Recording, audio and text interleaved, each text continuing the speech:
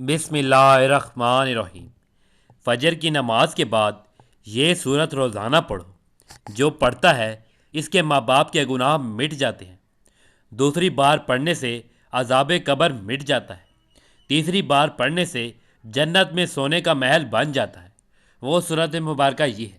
محترم ناظرین، اسلام میں والدین کا مقام بہت بلند ہے۔ قرآن و حدیث میں بارہا والدین کے ساتھ حسن سلوک، ان کی خدمت اور ان کے ساتھ دعا کی تلقین کی گئی ہے۔ والدین خواہ اس دنیا سے رخصت ہو چکے ہوں یا زندہ ہوں، ان کے لیے دعائے مغفرت، صدقہ جاریہ اور نیک اعمال کے ذریعے ان کو فائدہ پہنچانا اولاد کی سب سے بڑی ذمہ داری ہے۔ خاص طور پر قرآن پاک کی تلاوت والدین کی مغفرت اور ان کے درجات کی بلندی کا بہترین ذریعہ ہے۔ ہمارا آج کا وظیفہ بھی قرآن پاک کی تلاوت کرتے ہوئے ایک ایسی صورت پڑھنے کا عمل ہے کہ جس کے پڑھنے سے اس کے فوت شدہ ماں باپ کے گناہ مٹ جاتے ہیں۔ اگر دوسری مرتبہ اس کی تلاوت کی جائے تو قبر کا عذاب نہیں رہتا، اور اگر تیسری مرتبہ پڑھ لے تو جنت میں سونے کا محل مل جاتا ہے۔ تو اس صورت کے بارے میں جاننے کے لیے آپ سے گزارش ہے کہ ویڈیو کو مکمل دیکھیے، تاکہ اولاد ہونے کی ذمہ داری کو پورا کرتے ہوئے آپ اپنے والدین کی مغفرت کروا سکیں اور ان کو قبر کے عذاب سے نجات دلواتے ہوئے جنت میں سونے کے محلات کا ان کو حقدار بنوا سکیں۔ ناظرین، حضرت سیدنا عبد الرحمن بن عوف رضی اللہ تعالیٰ عنہ بیان کرتے ہیں کہ سرکار مدینہ حضرت محمد صلی اللہ علیہ وآلہ وسلم نے ارشاد فرمایا کہ حضرت جبرائیل علیہ السلام سے میری ملاقات ہوئی۔ انہوں نے مجھے خوشخبری سنائی، بے شک اللہ سبحانہ و تعالیٰ آپ سے ارشاد فرماتا ہے، جو آپ کا امتی یہ عمل کرے گا میں اس پر رحمت نازل کروں گا اور اس کے والدین کے پچھلے گناہ معاف کر دوں گا۔ میرا امتی دوبارہ یہ عمل کرے گا تو اللہ فرماتا ہے میں اس پر سلامتی نازل کروں گا اور ان کی اولاد کی سلامتی اور مرتے وقت آسانیاں عطا کروں گا اور جنت میں محل عطا کروں گا۔ اس پر آپ صلی اللہ علیہ وآلہ وسلم نے اللہ سبحانہ و تعالیٰ کی بارگاہ اقدس میں سجدہ شکر ادا کیا، کیونکہ عمل سے جہنم سے دوری ہوتی ہے اور جنت پاس آ جاتی ہے۔ وہ عمل یہ ہے۔ محترم ناظرین، عبداللہ بن عوف رضی اللہ تعالیٰ عنہ فرماتے ہیں کہ رسول اکرم صلی اللہ علیہ وآلہ وسلم کے دربار میں ایک شخص نے آ کر عرض کیا، یا رسول اللہ صلی اللہ علیہ وآلہ وسلم، ایک جوان پر سکرات موت کی حالت ہے، اس کو کلمہ پڑھنے کو کہا جاتا ہے مگر اس کی زبان نہیں چلتی۔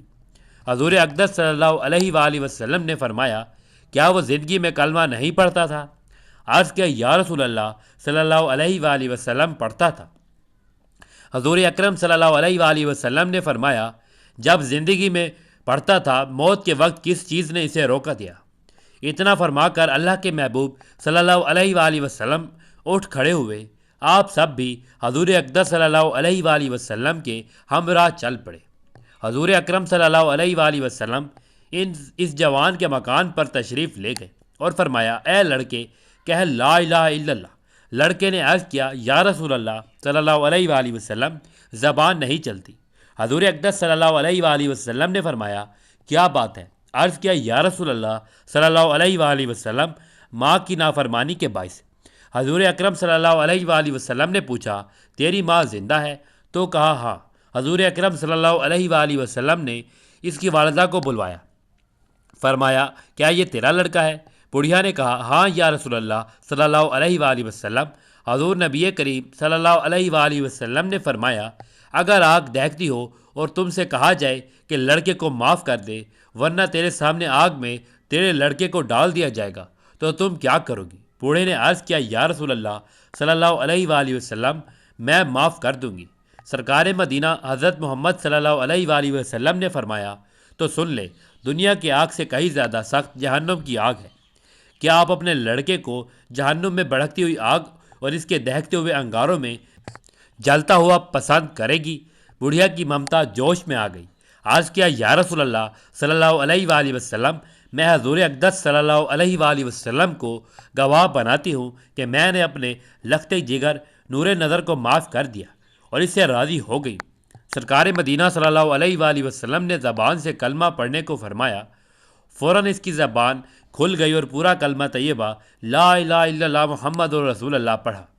حضور نبی اقدس صلی اللہ علیہ وآلہ وسلم نے فرمایا، اللہ کا فضل ہے کہ میری وجہ سے یہ لڑکا جہنم کے دردناک عذاب سے نجات پا گیا۔ حضرت سیدنا عبد الرحمن رضی اللہ تعالیٰ عنہ فرماتے ہیں کہ ایک دن بادشاہ حضرت سیدنا نجاشی رضی اللہ تعالیٰ عنہ نے حضرت سیدنا جعفر بن ابی طالب رضی اللہ تعالیٰ عنہ اور آپ کے رفاقہ کو بلوایا۔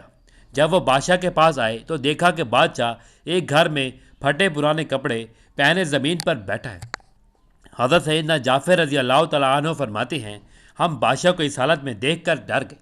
جب بادشاہ نے ہمارا خوف دیکھا تو کہا تمہیں ایک ایسی بات بتاتا ہوں جو تمہیں خوش کر دے گی، وہ یہ کہ تمہارے ملک سے میرا ایک مخبر آیا ہے اور اس نے مجھے بتایا ہے کہ اللہ تعالیٰ نے اپنے نبی کریم صلی اللہ علیہ وآلہ وسلم کی مدد فرمائی اور ان کے دشمنوں کو ہلاک فرما دیا، نیز فلاں فلاں کو قیدی بنا لیا گیا اور فلاں فلاں کو مارا گیا۔ مسلمانوں اور کفاروں کا مقابلہ جنگ بدر میں ہوا، وہاں پیلوں کے درخت کثرت سے ہیں، گویا کہ میں اس میدان کو دیکھ رہا ہوں۔ زمرہ کا ایک شخص تھا، اونٹ چرایا کرتا تھا۔ حضرت سیدنا جعفر رضی اللہ تعالیٰ عنہ نے ان سے پوچھا کیا وجہ ہے کہ آپ بغیر چٹائی کے زمین پر بیٹھے ہیں اور بوسیدہ کپڑے پہن رکھے ہیں؟ تو انہوں نے بتایا کہ اللہ نے حضرت محمد صلی اللہ علیہ وآلہ وسلم پر جو کلام نازل فرمایا ان میں یہ بھی تھا کہ ان پر اللہ کے بندوں کا حق ہے، جب اللہ تعالیٰ انہیں کوئی نعمت عطا فرمائے تو وہ اس کے لیے عاجزی اختیار کرے۔ چونکہ اللہ تعالیٰ نے اپنے نبی کریم صلی اللہ علیہ وآلہ وسلم کی صورت مجھے نعمت عطا فرمائی، اس لیے میں نے اس کے لیے عاجزی اختیار کی۔ حضرت سیدنا عبد الرحمن بن عوف رضی اللہ تعالیٰ عنہ بیان کرتے ہیں کہ سرکار مدینہ حضرت محمد صلی اللہ علیہ وآلہ وسلم نے ارشاد فرمایا کہ حضرت جبرائیل علیہ السلام سے میری ملاقات ہوئی، انہوں نے مجھے خوشخبری سنائی، اور بے شک اللہ سبحانہ و تعالیٰ آپ سے ارشاد فرماتا ہے کہ جو شخص قرآن پاک کی یہ صورت پڑھے گا تو اس کے فوت شدگان ماں باپ کے گناہ بخش دیے جائیں گے، دوسری مرتبہ پڑھے گا تو قبر کا عذاب نہیں ہوگا، اور تیسری مرتبہ پڑھے گا تو جنت میں سونے کا محل مل جاتا ہے۔ اللہ تعالیٰ کی اس پر رحمتیں نازل ہوتی ہیں اور اس کے اگلے پچھلے گناہ معاف ہو جاتے ہیں اور اس کے ماں باپ کی مغفرت کر دی جاتی ہے۔ اس پر اللہ تعالیٰ کی طرف سے سلامتی نازل ہوتی ہے اور اس کی اولادوں کی سلامتی اور مرتے وقت آسانیاں پیدا ہوتی ہیں۔ حضور صلی اللہ علیہ وآلہ وسلم فرماتے ہیں کہ اس پر میں نے اللہ سبحانہ و تعالیٰ کی بارگاہ اقدس میں سجدہ شکر ادا کیا۔ حضرت سیدنا مسعود اور حضرت عبداللہ بن عباس رضی اللہ تعالیٰ عنہ سے روایت ہے کہ جب اللہ تعالیٰ نے حضرت ابراہیم علیہ السلام کو مرتبہ خلد سے نوازا تو مالک الموت حضرت اسرائیل علیہ السلام نے مبارکباد پیش کرنے کے لیے دربار خداوندی میں اجازت طلب کی۔ اجازت ملنے پر حضرت ابراہیم علیہ السلام کی خدمت میں حاضر ہو کر خوشخبری پیش کی۔ آپ علیہ السلام نے فرمایا الحمدللہ۔ پھر آپ نے ارشاد فرمایا اے حضرت اسرائیل علیہ السلام مجھے اپنی صورت دکھاؤ جس میں کفار کی روح قبض کرتے ہو۔ عرض کیا آپ علیہ السلام اسے دیکھنے کی تاب نہ لا سکیں گے؟ فرمایا تاب کیوں نہیں لا سکوں گا؟ مالک الموت نے کہا اچھا تو آپ علیہ السلام منہ پھیر لیں۔ جب آپ علیہ السلام نے دوبارہ ادھر دیکھا تو دیکھتے ہی ایک کالا سیاہ آدمی ہے جس کا سر آسمان تک پہنچا ہوا ہے، اس کے منہ سے آگ کی لپیٹیں نکل رہی ہیں اور آدمی کے جسم کے برابر اس کے بال ہیں، ہر بال کی جڑ سے آگ کی لپیٹ نکل رہی ہے۔ یہ منظر دیکھ کر حضرت ابراہیم علیہ السلام پر غشی طاری ہو گئی۔ جب آپ علیہ السلام سنبھلے تو مالک الموت اپنی اصل حالت میں آ چکے تھے۔ آپ علیہ السلام نے فرمایا اے مالک الموت اگر کافر کو مرتے وقت کوئی تکلیف اور مصیبت نہ ہو جب بھی اس کی گھبراہٹ اور پریشانی کے لیے تمہاری یہی ڈراؤنی صورت کافی ہے۔ آپ علیہ السلام نے فرمایا اچھا اپنی وہ صورت دکھاؤ جس میں ایماندار کی روح قبض کرتے ہو۔ مالک الموت نے کہا آپ علیہ السلام منہ پھیر لیجئے۔ جب حضرت ابراہیم علیہ السلام نے دوبارہ دیکھا تو دیکھا کہ ایک بہت ہی حسین و جمیل خوبصورت نوجوان کی شکل میں آپ ہیں جس سے جسم سے خوشبو پھوٹ رہی ہے، عمدہ سفید کپڑے پہنے ہوئے ہیں۔ حضرت ابراہیم علیہ السلام نے فرمایا اے مالک الموت اگر مومن مرتے وقت کوئی بزرگی اور کرامت بھی نہ دیکھے تو ضرور تمہاری یہ نورانی صورت ہی کا دیکھنا اس کے سکون و اطمینان کے واسطے کافی ہوگا۔ ناظرین، حضرت حوا کے حمل میں ایک لڑکا اور ایک لڑکی پیدا ہوتے تھے۔ اور ایک حمل کے لڑکے کا دوسرے حمل کی لڑکی کے ساتھ نکاح کیا جاتا تھا۔ حضرت آدم علیہ السلام کے گھر ایک حمل میں قابیل پیدا ہوئے اور دوسرے حمل میں حابیل پیدا ہوئے۔ قابیل کی بہن اکلیمہ حابیل کی بہن سے زیادہ خوبصورت تھی۔ حضرت آدم علیہ السلام نے اسی دستور کے مطابق قابیل کا نکاح کرنا چاہا جو حابیل کے ساتھ پیدا ہوئی تھی، اور حابیل کا نکاح اکلیمہ سے جو قابیل کے ساتھ پیدا ہوئی تھی۔ قابیل اس پر راضی نہ ہوا، وہ اکلیمہ کا طلبگار ہوا۔ حضرت آدم علیہ السلام نے فرمایا کہ وہ تیرے ساتھ پیدا ہوئی ہے، تیری بہن ہے، اس کے ساتھ نکاح حلال نہیں۔ کہنے لگا یہ آپ کی اپنی رائے ہے، اللہ کا یہ حکم نہیں ہے۔ آپ علیہ السلام نے فرمایا تم دونوں قربانیاں لاؤ، جس کی قربانی قبول ہو جائے گی وہی اکلیمہ کا حقدار ہے۔ اس زمانے میں جو قربانی مقبول ہوتی تھی آسمان سے ایک آگ اتر کر اسے کھا لیتی تھی۔ قابیل نے ایک انبار گندم کا اور حابیل نے ایک بکرا قربانی کے لیے پیش کیا۔ آسمانی آگ نے حابیل کی قربانی کو لے لیا اور قابیل کی گندم کو چھوڑ دیا۔ اس پر قابیل کے دل میں بغض و حسد پیدا ہو گیا۔ قابیل نے حابیل سے کہا میں تجھ کو قتل کر دوں گا۔ حابیل نے کہا کیوں؟ کہنے لگا اس لیے کہ تیری قربانی مقبول ہوئی، میری نہیں ہوئی، اور اکلیمہ کا تو مستحق ٹھہرا ہے، اس میں میری ذلت ہے۔ حابیل نے کہا اگر تو مجھے قتل کرنے کو ہاتھ اٹھائے گا تو میں تجھے قتل کرنے کے لیے ہاتھ نہ اٹھاؤں گا، میں تو اللہ سبحانہ و تعالیٰ سے ڈرتا ہوں۔ قابیل نے آخر حابیل کو قتل کر دیا۔ پھر وہ اس قتل کو چھپانے کے لیے حیران ہوا کہ لاش کو کیا کریں، کیونکہ اس وقت تک کوئی انسان مرا ہی نہ تھا۔ اس نے لاش کو اپنی پیٹھ پر لادا تو اللہ نے اسے دو کوے دکھائے، دونوں آپس میں لڑ پڑے، ایک نے دوسرے کو مار ڈالا۔ پھر زندہ کوے نے زمین کھود کر گڑھا بنایا اور پھر مردہ کوے کو اس میں ڈال کر مٹی ڈال دی۔ یہ دیکھ کر قابیل نے بھی حابیل کی لاش کو دفن کر دیا۔ حضرت ابراہیم علیہ السلام کی دو بیٹیاں تھیں، پہلی کا نام سارہ اور دوسری کا نام ہاجرہ تھا۔ سر زمین شام میں حضرت ہاجرہ کے بدن مبارک سے حضرت اسماعیل علیہ السلام پیدا ہوئے۔ حضرت سارہ کی کوئی اولاد نہ تھی، اسی وجہ سے انہیں رشک پیدا ہوا اور انہوں نے حضرت ابراہیم علیہ السلام سے کہا کہ آپ ہاجرہ اور ان کے بیٹے کو میرے پاس جدا کر دیجیے۔ حکمت الہی نے یہ ایک سبب پیدا کیا تھا، چنانچہ وہی آئی کہ حضرت سارہ کے کہنے کے مطابق آپ ہاجرہ اور ان کے بیٹے اسماعیل کو اس سرزمین میں لے جائیں جہاں آپ مکہ مکرمہ آباد ہے۔ وہیں کے مطابق حضرت ابراہیم علیہ السلام ہاجرہ اور ان کے بیٹے کو براق پر سوار کر کے شام سے اس سرزمین میں لے آئے اور کعبہ مقدس کے نزدیک اتارا۔ یہاں اس وقت نہ کوئی آبادی تھی، نہ کوئی چشمہ، نہ پانی۔